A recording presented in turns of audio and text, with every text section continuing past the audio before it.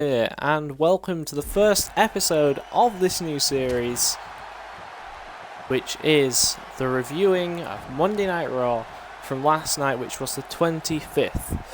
So, I also before we get into the video, I'd just like to say as well, I was watching back the audio from the last video, and there may have been some breathing issues I might have that have been caught on the video, so I apologise for that. I've moved my mic a little bit further away, so it shouldn't happen in this one, but just let me know if you guys have got any improvements for me to make. So, Raw kicked off this week with everyone coming out to the ring, and before I start actually, can I just say, the new stage and the setup and everything, I really like it. I mean, it is reminiscent to SummerSlam 2014, as people have pointed out, but I think I quite like it. I mean, it's kind of old school with that retro feeling.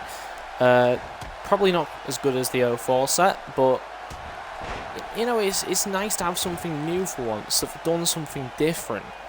The announce tables being where they are, I disagree with, because you know, we're not going to get to see that many announce table spots anymore, which is slightly annoying, in my opinion. But yeah, I personally think that this whole thing is a good idea. The logo, I see what they're trying to do. You know, it's kind of what's the word?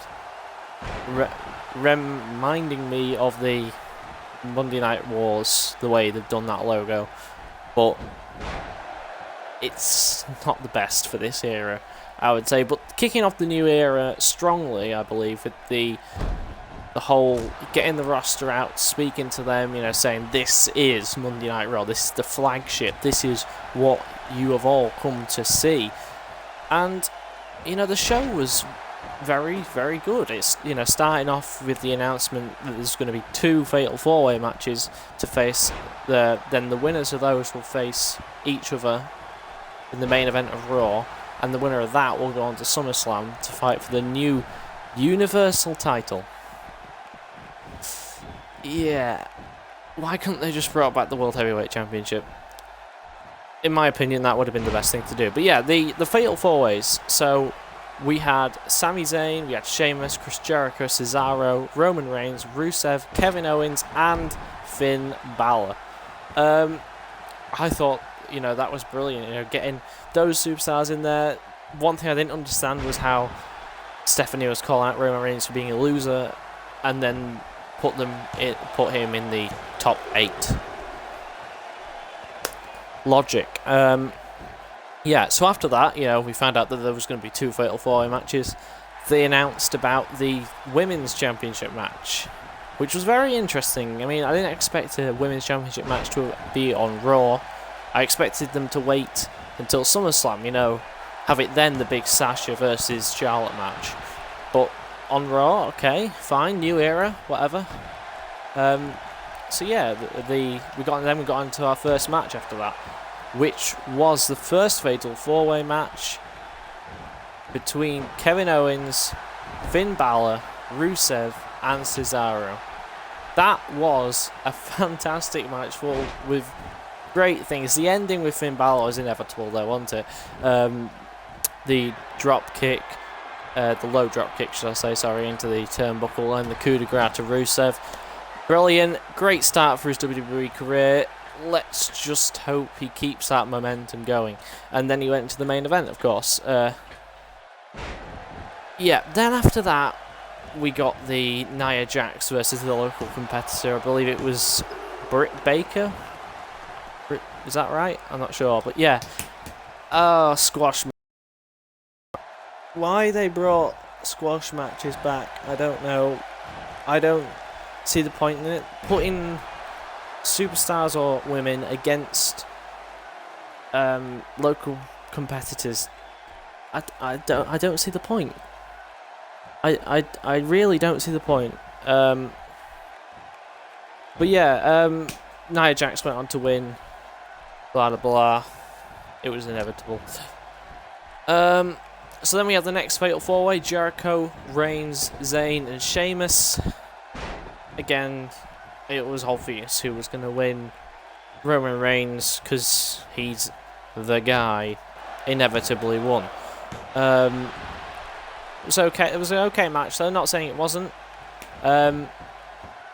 But we all knew Roman was going to win. I mean, to be fair, in the first Fatal 4-Way, we kind of knew Finn Balor was going to win, but then, you know, it was his first night on the main roster, so there was a bit of thinking, oh, is he going to win it? Is he not? So, but he did in the end, and that was okay. Then we had the New Day segment. So, 300 days, I believe, was the what they were saying, the longest reigning tag team champions. Are they? I'm pretty sure the Road Warriors held it longer, but anyway, let's skip off that. That might be a different type of title. I might be wrong with that. And then they invited that Sonny Boy into the to do the celebrations and stuff. And then, kind of what we were waiting for, something to actually happen in that segment, and the Club came out and beat the New Day down. I love the New Day. I think they're great, but them against the Club, and I think that this should be the end of their title reign. I think the Club should take these titles and then merge up with Finn Balor, who should be the Universal Champion, and create that huge, massive stable that is taking over Monday Night Raw. But that's the way I see it. Then Neville came back. Neville's first match after coming back from injury. When they announced him on the draft, I didn't actually think he would be back for another couple of weeks. But he's back, and he was up against Curtis Axel, who was in a new gimmick. I can't quite remember the name of it. What was it? It'll come to me probably after the video. But yeah, you knew he was going to win. This was kind of basically another squash match, but it does signal the end of the Social Outcasts, I believe, because Curtis Axel coming out by himself, not in Social Outcast gear, and I believe Bo Dallas came out in his Bo Leaf gimmick for some sort of taping for WWE Superstars. So, end of the Social Outcasts. Who really cares though? It's the Social Outcast. But yeah, anyway, back onto the match.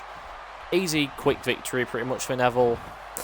Got away with it quite quickly, and that was that match. Then after that, we had the Women's Championship match. Okay.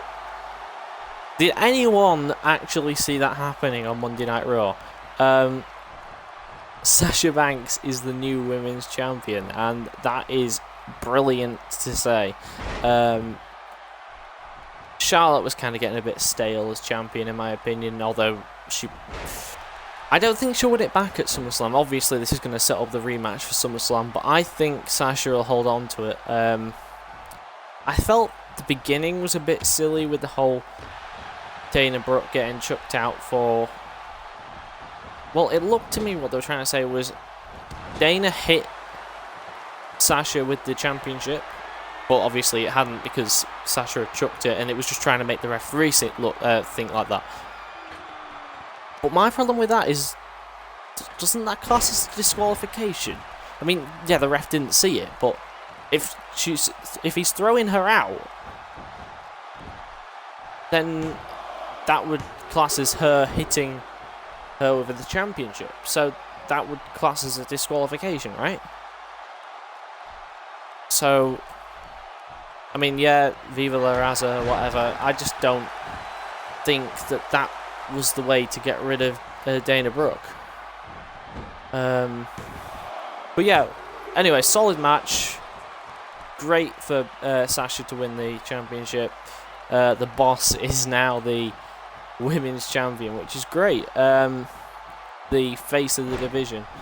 And, I mean, if anyone saw it on YouTube, when she got in the Skype call with Bayley, that was quite touching as well, that occurred. The next match, a second squash match of the night. I don't have anything else to say, what I haven't already said, apart from this one was Braun Strowman sporting a new haircut. Why he got split from the Wyatts, I don't know, because him as a singles competitor, in my opinion, will not work at all. But yeah, he won. Big whoop. Next match, Enzo and Big Cass versus the Shining Stars. Shining Stars, I believe that was their second match. They came for one match, then went away for ages, and now they're back again. Epico and Primo just aren't going to get over. They're really not. They've tried it before, several different gimmicks. Just give it up. Just give it up. If they're going to do anything, bring back Carlito. That's all I can say. And the finish to the match. Oh, the finish to the match. R-Truth coming out, playing Pokemon Go, walks into the ring, distracts the Shining Stars somehow when he didn't do anything, so they had nothing really to be distracted about. He could have just finished the match. No. But if the Shining Stars had knocked off Enzo and Big Cass, I wouldn't have been happy for starters. So, I mean, I can't be annoyed at the win for the Enzo and Big Cass, but this is setting up a feud between the Golden Truth and the Shining Stars. Who wanted that match? It's only going to be on the pre-show. So, the point in it, I don't know. But it happened. Let's just skip on to the next match. So, the last match of the night. Good coup de grace there by Finn Balor on Roman Reigns. And never mind, I was going to say something like, and that's how it actually ended in real life. But yeah, so Reigns versus Balor. A good match. I thought it was a good match, particularly when they'd already both wrestled prior in this night. I mean, you could tell Balor had taken, some heavy blows. He was maybe not as fit and ready as Reigns was. Not in actual circumstances. I'm talking about in kayfabe, and Balor's going to win this one, which he did in real life. But yeah, I thought Finn did really well and got the deserved victory at the end. It was right to set up this Finn Balor versus Seth Rollins match. SummerSlam is looking so good on the card right now. I really hope it doesn't disappoint. But yeah, Roman has lost clean again. Surely now this means that his push is over. Surely this means he'll get a heel turn and he'll finally listen to us. But the only thing that I wasn't happy about is, he was wearing the Balor Club thing and the whole thing came on the Titantron, but there was no kind of storyline potential there for Balor Club, nothing linked. They're both Anderson and Gallows kind of did their other thing with the New Day, and Balor kind of stuck to the world title match. They weren't hanging together before. I don't know if they're going to do it or not. I think they should. I think it would work. But anyway, the Universal Championship match. I'm not a big fan of the name. But overall, I think it was a good night of Raw. Some good matches. The correct winners in a lot of the circumstances. The squash matches, for me, need to stop.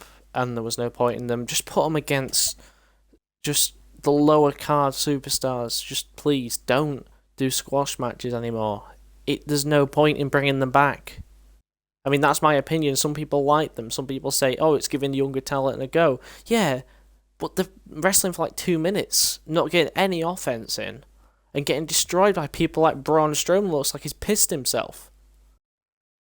But yeah, I felt overall it was good night of Raw. Great way to kick off the actual new era. I know this is like, they said new era a few months ago. They said it was a new era on Battleground last night, but this is the actual post-draft. This is the actual new era. And that was the beginning of it last night. Hopefully SmackDown will emulate that, and I'm sure they will with Shane McMahon and Daniel Bryan in charge. Hopefully we get a new set. Fingers crossed for the fist, although I don't see it coming back. But I'll see you guys tomorrow for my opinions and review on SmackDown Live. I hope you all enjoyed. If you did, please smash the like button down below and leave me a comment to say what I could improve on. I know this was probably a bit longer than you expected, but I just wanted to give my thorough opinion on the actual Monday Night Raw. Thank you all for watching. Until the next video, I've been the Master, and I'm out. See you guys.